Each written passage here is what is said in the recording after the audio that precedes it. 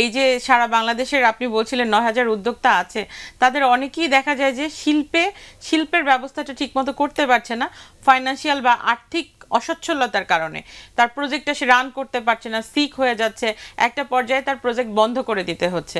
এবং অনেকে ল্যান্ড পাওয়ার পরও সে বিল্ডিং কনস্ট্রাকশনে যেতে পারছে না, কারণ বিসিক থেকে জায়গা বরাদ্দ রেখে ব্যাংক তাকে লোন দিচ্ছে না। সো এই যে ঋণ সহায়তা, ব্যাংকের সাথে রিলেশন এবং সেই সাথে উদ্যোক্তাদের সাপোর্ট, এটি আরো সহজীকরণ করার জন্য আপনার কি পরামর্শ রয়েছে? এইখানে ব্যাংক যে লোন দেয় না, বিসিকের যে ইন্ডাস্ট্রিগুলো আছে, লোন দেয় না কথা ঠিক নেই, লোন দিচ্ছে, আমিও লোন নিচ্ছি, আমিও লোন নিয়ে ব্যয় করছি।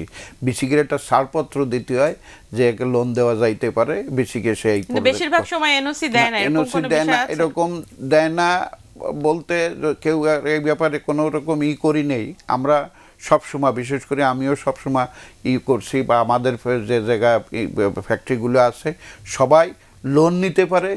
এখন যদি কের অ্যাবিলিটি না থাকে, তার যদি লোনের যা চাহিদা আছে, সক্ষমতা যদি না থাকে, সেইখানে তো ব্যাংক লোন দিবে না। কিন্তু ব্যাংক লোন দিতে অনীহা প্রকাশ করে না এবং বিসিক থেকে কোনো রকম অসহযোগিতা করে না লোন নেওয়ার জন্য। তবে বিসিকের কিছুটা ওই সেই আপনার অনেক আগের তো সেই 57 সাল থেকে তো ওই মানদাতার একটা ভাব আছে। এই ভাবগুলো যখন আমরা উতরে উঠতে পারি, বা বেসিকে যারা প্রতিনিধিত্ব করতেছেন, মানে বেসিক যারা পরিচালনা করতেছেন, ওনাদের আরেকটু নমনীয়, সহনীয় এবং যারা এন্টারপ্রেনার আছে তাদের সহযোগিতার মন মানসিকতা আর একটু যদি বেশি থাকে, তাহলেই দেখা যাবে যে বেসিকের থেকে সরকার আরও রেভিনিউ পাবে, আরও ইন্ডাস্ট্রি হবে, বাড়বে। যেমন ওই ইসে আছে আপনার রাঙ্গামাটিতে একটা বেসিক আছে, ও পানির নিচে 20 বছর ধরে ডুবানো আছে, পানিতেই ওঠে না। তাই তারা অনেকে অনেক টাকা ইনভেস্ট করছে, অনেকগুলো আপনার প্লট তারা গভর্নমেন্টের টাকা পরিশোধ করছে, বিসিকের টাকা, কিন্তু তারা ওই মানে বেসিকের ওই অবকাঠামোগত অসুবিধার জন্য তারা ফ্যাক্টরি করতে পেরেছে বহুতগুলো। আমার পরামর্শ যে বিসিক যেহেতু বরাদ্দ দিচ্ছেন এবং শিল্পায়নের জন্য ওনারাও আগায় আসতেছেন, আমরাও আগায় আসতেছি, এই জন্য ওনাদের ওই ইন্ডাস্ট্রি করার মতো পরিবেশ পরিস্থিতি ওইখানে তৈরি করাই আমাদের একমাত্র কাম্য। ওইখানে যদি পরিবেশ তৈরি করে দেয়, জায়গা যদি ভরাট করে না দেয়, উঁচু করে না দেয় এবং অল দিয়ে না দেয়, ওইখানে যদি অসুবিধে থাকে বা ফ্যাক্টরি করার জন্য জায়গা যদি ওইভাবে না তৈরি করা দেয়, তাহলে তো কেউ ফ্যাক্টরি করতে পারবে না।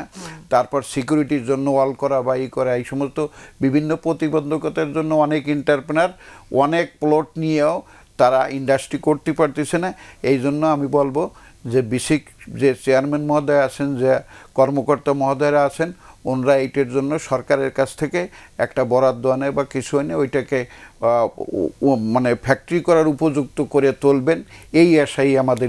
এখন কি কোনো উদ্যোক্তারা কিছু কিছু জনে চাঁদাবাজির শিকার হয়? চাঁদাবাজি এটা হচ্ছে জায়গা ভেদে বা এলাকা ভেদে, তো এইটা তো আমাদের বন্ধের জন্য আমরা যারা প্রত্যেকটা বিসিকে একটা লোকাল অ্যাসোসিয়েশন আছে, সমিতি আছে, লোকাল সমিতি, তারা স্ট্রং থাকে। যারা পারছে না তারা কি করবে? যারা রুখতে পারছে না এমন কোনো না, যেমন আমাদের টঙ্গী, ঢাকা এরিয়ার ভিতরে তো বড় সবচেয়ে টঙ্গী, কোনাবাড়ি বা আপনার এই নরসিংদী, এই সমস্ত এরিয়ায় তো চাঁদাবাদি হয় না, কারণ প্রত্যেকটা